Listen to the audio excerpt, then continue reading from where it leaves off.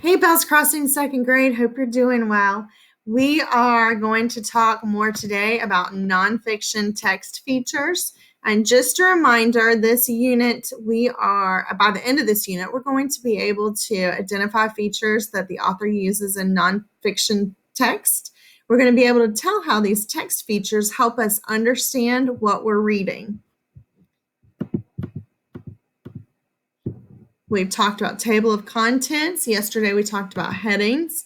And today we're going to talk about photographs. So we have talked before about an author writes a story, an illustrator is in charge of the pictures. So sometimes the pictures can be drawings or they can be photographs. We call these illustrations, drawings and photographs.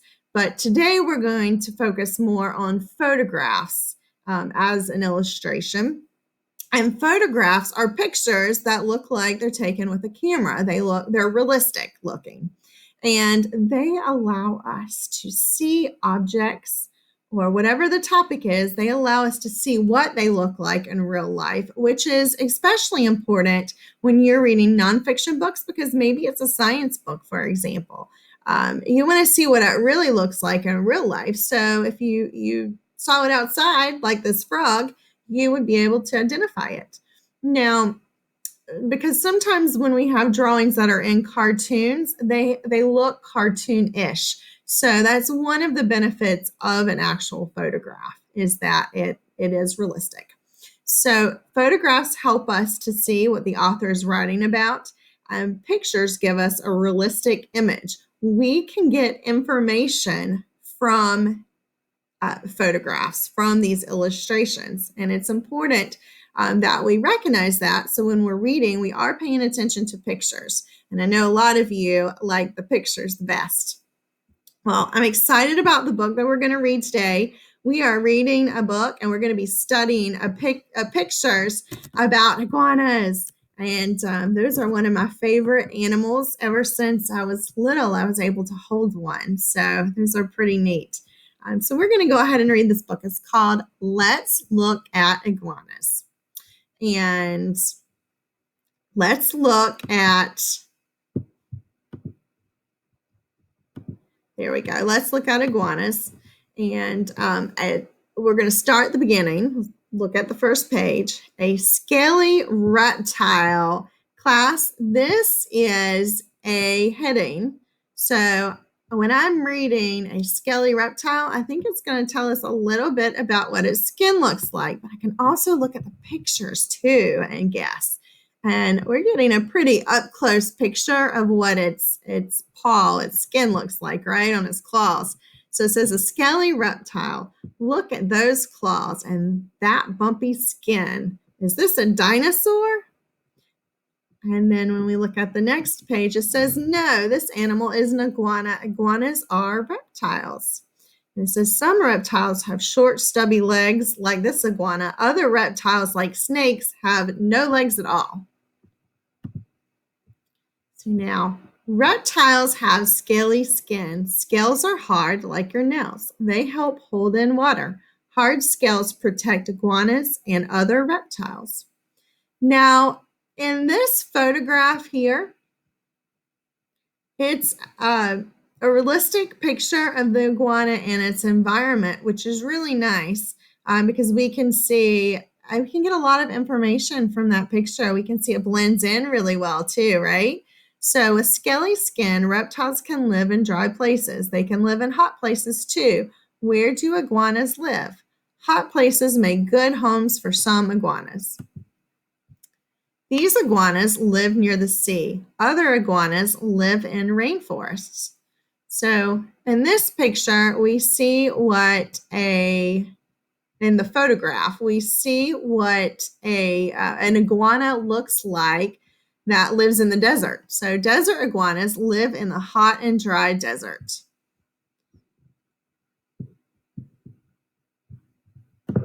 Let's see if I can make this bigger. There we go. And they live in deserts of the southwestern United States and northern Mexico.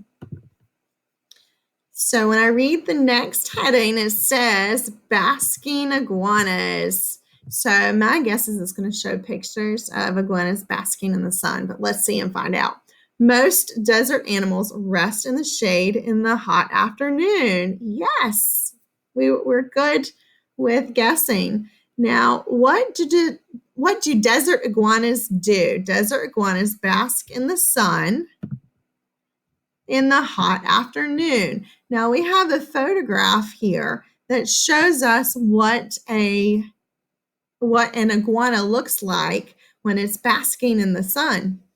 So iguanas bask to stay warm. Iguanas are ectotherms. Ectotherms cannot make their own body heat. Their body heat changes to match the warmth or cold around them, and this iguana lies on a warm rock in the sun. So this is a realistic photograph. It shows an iguana how it cools off in the shade. So climbing iguanas, even a desert iguana can get too hot. Then it climbs into a shady bush to cool off. And this photograph shows us what it looks like when a desert iguana is hiding in a bush. Oop, here we go. The iguana uses its claws to climb. The claws of an iguana are sharp. They grip the bark. And this is a picture, a photograph that's showing us the sharp claws, how it's holding on to a stick. And those do look awfully sharp. So an iguana finds food in the bushes in this picture, this photograph. Desert iguanas eat leaves, fruit, and flowers. Iguana territories. An iguana eats and basks in its territory. A territory is an iguana's very own place. An iguana keeps other iguanas out of its territory. So this picture shows it's an iguana. It keeps a sharp eye out for other animals in its territory. And we can see how it's looking around. And we're able to tell that a little bit more with a realistic photograph. So iguanas can be hard to see in its territory. The iguana's skin blends in with stones, sand, and trees. And in the photograph on this page, it shows how that iguana is almost the same color as the rock it's sitting on. Animals that blend in with their background are camouflaged. Can you find the camouflage iguana hiding here? And this is a realistic photo, so you can see if you can find it. I see it right there. Okay, so I'm reading the next heading, iguana predators. A camouflaged iguana can hide from predators. Predators are animals that hunt and eat other animals. Yikes. And here a roadrunner hunts and eats iguanas. An iguana can fight predators with its claws. It can also flick its tail like a whip. An iguana may run if it does not want to fight. But what if a predator grabs the iguana by the tail?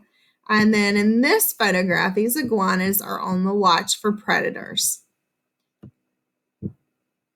Snap! Its tail drops off and the iguana keeps running. Soon a new tail may grow back. So this shows us a picture of what it looks like when an iguana's tail breaks off and it's slowly starting to grow back another one. The iguana runs into its burrow to hide. A burrow is a hole that the iguana digs in the sand. So this is a realistic photo too that shows us, so it's a photograph, it shows us the iguana hiding in its hole. Baby iguanas. Desert iguanas lay their eggs in burrows. Then one day the eggs hatch. What do baby iguanas look like? These iguana eggs are safe inside of a burrow. It shows us the eggs in a burrow. Baby iguanas have long tails, scales, and sharp claws. They look a little like little dinosaurs. They do. So here we have a map, desert iguanas range map. So this isn't a photograph, but it is a map, which is good for you to be aware of because that's also considered a text feature. Then on this page, desert iguana diagram. And we'll talk about these later this week, but this is a a different kind of illustration. So you're getting to see two different illustrations, but this illustration is a diagram, and we'll talk more about that to come. And then we have the glossary, and then if you would like to read further information on this topic, and I hope you enjoyed this. What you're going to do now, you are going to click on the link below to give you some information about this assignment. You're going to have one side of the page which are photographs. So if you can look for photographs and paste, maybe cut and paste those on the photograph side. And then the other side for illustrations, but specifically for drawing. So if you find a photograph to paste to one side, on the other side of the paper where it says illustrations, you're going to do your own drawing of that photograph. And I hope you enjoy, and I cannot wait to see the cool drawings that you make.